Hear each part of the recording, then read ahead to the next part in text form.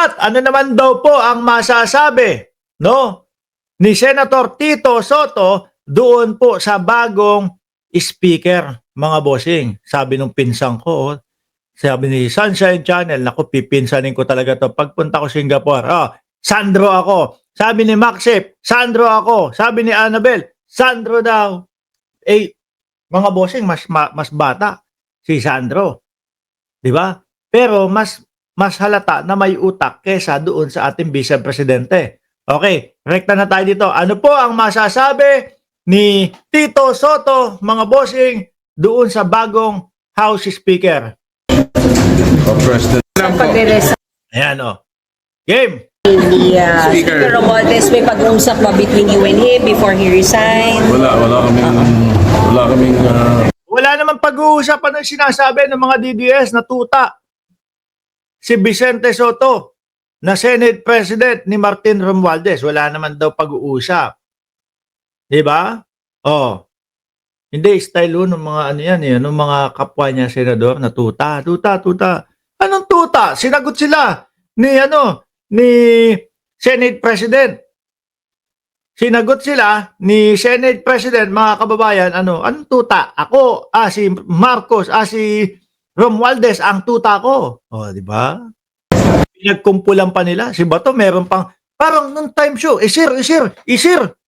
Hindi ko eraser, ha? Sabi, isir. Parang nung time show. Nirekta sila ni Tito Soto. Ginaganon mo, sinasabi mo yung noon time show, pero sa totoo lang, mas madami pang natulong yung noon time show kesa dito sa ating mga nandirito. Sopla.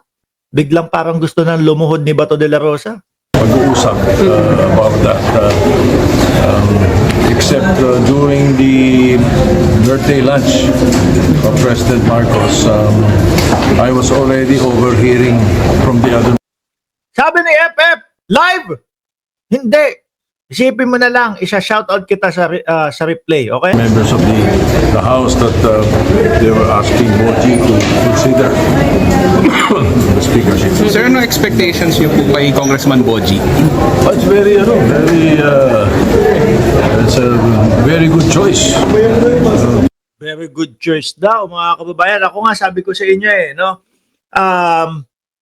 sabi ko sa inyo, kung sino man yung papalit na maging House Speaker, suporta tayo dyan. Lalo't lalo na kung itutuloy lang din po yung mga investigasyon, yung mga Quadcom, etc. para malaman.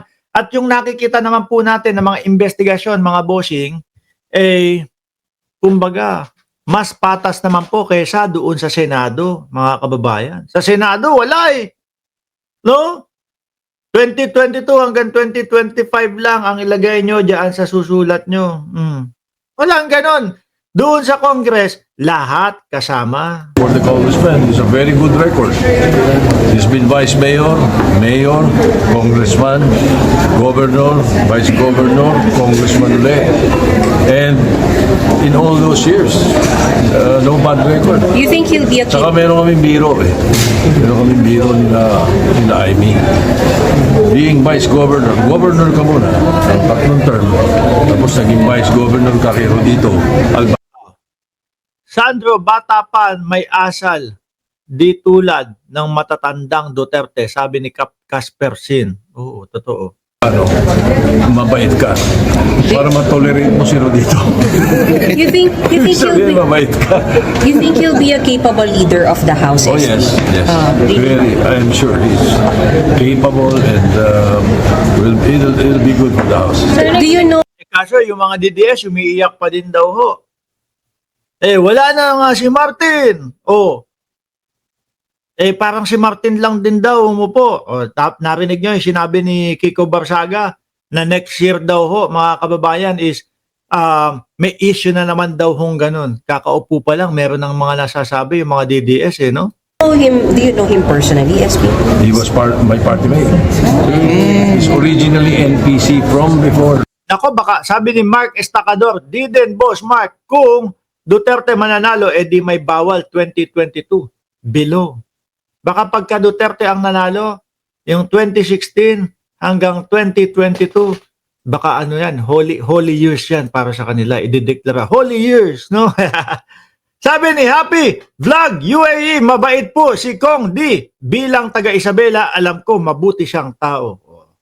Up to just this huling, PFP na, sir, di ba? ano lang, itong huling PFP. elections lang, nag-PFP siya because of the party of the president. Sir, when do you Pero he has been always NPC. If you cut his veins, you will see NPC. did it come as a surprise, yung pag-resign ni Speaker? To you, sir, did it come as a surprise or... Because you canceled the caucus for the CA, sir. So, Well, yes, and I did not come as a surprise because I canceled the CA, not caucus, sorry. Plenary. the plenary. Putulin ko ho mga kababayan. Sabi ni Tito Soto, okay sa kanya. Yung pinalit na House Speaker. Ngayon naman po, ito yung mensahe ng House Speaker, mga kababayan. Basahin ho natin, no? Yung mensahe ng House Speaker. Sabi niya dito, meron po kaming pagkukulang. O yan. No, may pag-amin agad di ba? Pag umpisa pa lang. Alam niya, meron po kaming pagkukulang sa Senado. Nakarinig po ba tayo ng mga ganito? Hindi payabangan dun Lalo na ho kapag kayong mga DDS kala mo mga santo sila dun sa Senado. Di ba? Kung matatandaan na nga lang ho natin, kung ibabalik natin mga bossing, yung ipinaglalaban na impeachment, inismeran nga tayo Di ba? Inismeran tayo ng Senado doon sa impeachment. Nung panahon ho na ang Senate President ay si Chis Escudero, biruin mo, nakasulat na mismo doon sa Konstitusyon ng Pilipinas. 1/3 ng Congress, pumirma, kailangan shall forthwith into trial. Di ba? Ano ginawa nila? Wala kaming pake. Yung forthwith na yon. Ano naman kung forthwith ang nakasulat dyan? Di ba? Ganun sa sa Senado. Hindi nila pinapansin yung malalaking mga eskwelahan. Ano sabi? Rektahan, dapat ganun. Sa madaling salita, tama yung pinsan ko, binaliwala. Nagsasalita ang mamamayang Pilipino. Forthwith. Agad-agad. Pero wala. Kami ang nandito sa posisyon Bakit namin kayo pakikinggan? Ganun po ang naging pakiramdam ng mamamayang Pilipino doon sa Senado. Dito, kakaumpisa pa lang, meron po kaming pagkukulang. Ito ang pag-aamin ni House Speaker Bogie D sa kanyang talumpati ngayong Miyerkules, September 17. Ako na ang unang magsasabi sa ating mga kababayan. Meron po kaming pagkukulang. Kami po ay nagpapakumbaba sa inyo.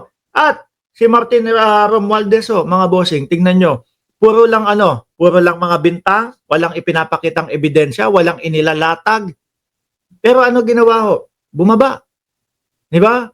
Nag-resign. O sige, may issue kayo sa akin Nag-resign ako. May delikadesa. Yung kampo ng mga DDS, yung kampo ng mga Duterte, ipagpipilitan ang kanilang sarili, paiikutin ang mamamayang Pilipino na kesyo daw ganito, ganyan. Ako, gustong-gusto na po namin marinig. Ready na po kami na makipagbakbakan para i-depensa ang aming sarili dyan sa impeachment na yan. Ang ending, ano gusto nila? Dismiss yung impeachment. Magugulo utak. Nakikiusap po kami na sana bigyan nyo kami ng pagkakataong ituwid ang mga maling kalakaran at linisin ang aming hanay. Nakikiusap kami na bigyan nyo pa kami ng tsansa na makuha muli ang inyong tiwala. Sa ngayon naman mga bossing, sa ngayon naman talagang ang taong bayan gustong-gusto yung nangyayari sa Congress Kung titingnan nyo at ikukumpara nyo yung Senado at yung Congress, ewan ko, kasi pagpasok po ng kinabukasan, ayan na, Ping Lacson na po yung sa Blue Ribbon Committee. Alam naman natin na gustong-gusto talaga masugpo ni Senator Ping Lacson ang korupsyon sa Pilipinas. Malaki po ang pagkakaiba niyan versus doon sa Senate Blue Ribbon Committee ni Marcoleta. Kung pagkukumparahin ho natin, doon sa Senado, piling-pili lang 2022 hanggang 2025. Sa Kongreso, hindi lahat. Sabihin nyo sa amin lahat. No? Simula, kung 2012 man yan, 2016, nag-umpisa yung mga ganyang gawain, sabihin nyo sa amin lahat. Papanagutin lahat, di ba? Anyway, mga bossing chipa mo, sir, nagrereklamo yung pinsan ko. Hello, 1,400 viewers, mag-like din kayo, sabi ho. Hanggang dito na lang po tayo, mga kababayan, no? Bago tayo lumabas dito sa channel natin, mga bossing, pindutin nyo lang po yung like, paki-share, and paki-subscribe na po. Maraming salamat and God bless po sa ating